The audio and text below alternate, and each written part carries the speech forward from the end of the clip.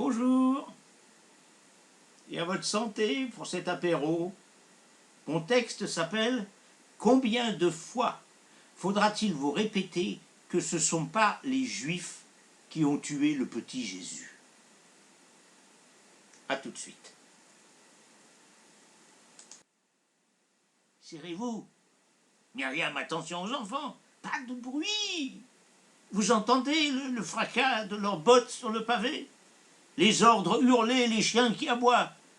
Non, Joseph, tous les chiens sont pas comme Kiki, celui de la concierge.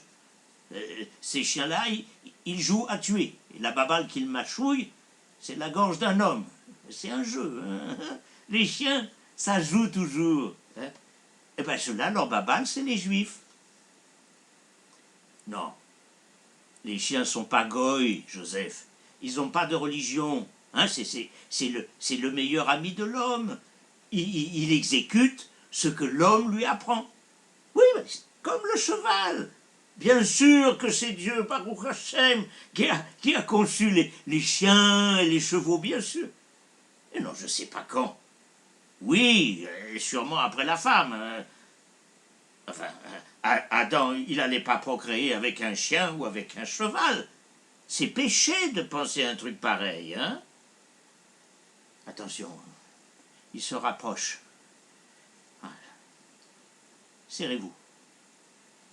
Oui, Myriam, c'est la voix de la concierge. Tu vois, on aurait dû lui donner toute l'argenterie.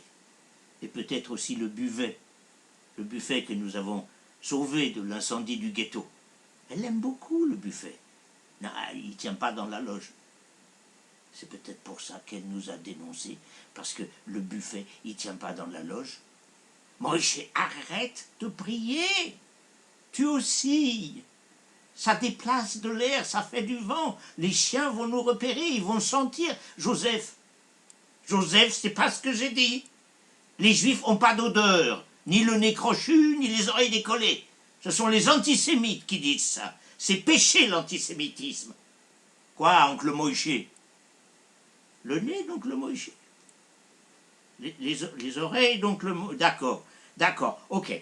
Oncle Moïse, c'est une exception. Pas une caricature, Joseph. Une exception. Non. Oncle Moïse n'a pas tué le petit Jésus. Il n'existe pas, le petit Jésus. Oncle Moïse existe. Le petit Jésus, il n'existe pas. S'il a existé, de toute façon, il est juif. À l'époque, il n'y avait pas les catholiques. Les Romains, ils avaient plusieurs dieux. Les Grecs aussi, ils avaient plusieurs dieux. Bien sûr, c'est un péché. Mais ça leur convenait. Ils s'arrangeaient comme ça. On s'arrange toujours avec Dieu. Mais c'est plus simple quand il y en a un seul. Tu te rends compte si oncle Moïse, il avait plusieurs dieux, il ne le cirait pas comme ça. Il ferait la danse du ventre comme la reine de Saba. Non, Moïse, je te compare pas, j'explique. Qui te parle de Judas? Le juif? Le traître? Ah, c'est au catéchisme à l'école. Écoute, Joseph, ta mère et moi, nous t'avons retiré de cette école parce qu'il voulait te convertir, sauver ton âme. Il pense que les Juifs, c'est un peuple déicide à cause de la crucifixion du petit Jésus. Là, Joseph, ce sont les Romains. Les Romains, Ponce Pilate, c'est un prétexte, comme toujours. Nous sommes en 5780. Depuis la sortie d'Égypte, pas un millénaire, pas un siècle, pas même une toute petite année de repos. On nous pourchasse, on nous extermine. C'est peut-être ça le peuple élu. Notre sauvegarde, c'est notre intelligence.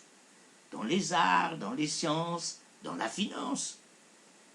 Mais on nous a obligés à faire ces métiers-là. Et maintenant, les antisémites, ils nous reprochent de les faire bien. Oui, Joseph, c'est très bête. Mais tu sais, les racistes, les antisémites, ça brille pas par l'intelligence, hein. Arrête, Moïse, avec la Palestine. La Palestine, c'est une région. Elle y a tout le monde. D'ailleurs, il serait temps de trouver un mode d'emploi pour là-bas aussi, hein, parce que ça alimente l'antisémitisme. En plus, antisémitisme, antisionisme, On amalgame. Un juif ici, il pense comme un juif là-bas. Alors forcément, il est coupable. Hein.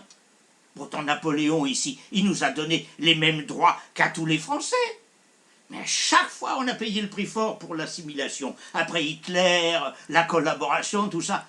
On aurait pu espérer qu'on nous lâcherait un peu, mais non, mais non. Tu te souviens du Premier ministre français, après l'attentat de la rue Copernic? Cet attentat odieux voulait frapper les Israélites qui se rendaient à la synagogue et qui a frappé des Français innocents qui traversaient la rue Copernic.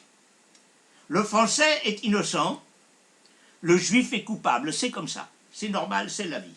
Dans tout bon français, sommeille un antisémite. Tu partages pas ton pain? T'es radin, le radin c'est le youpin. Mais les autres, ils partagent leur pain? Bonne question, Joseph, que faire? Papa ne sait pas. Papa est très humble. Même le pape, il a échoué, il a fait une bulle pour dire l'Église est fille du judaïsme. Fille du judaïsme, c'est énorme, non? Eh bien, tout le monde s'en fout. Je ne sais pas ce qu'il faudrait aux antisémites, peut-être un pape juif. Remarque, le pape est juif. Si l'Église est fille du judaïsme, ça veut dire que le judaïsme est son papa. Et comme le pape est le fils de l'Église est sa maman. Si l'Église est sa maman et qu'elle est juive, forcément, le pape il est juif. Par syllogisme. Et alors?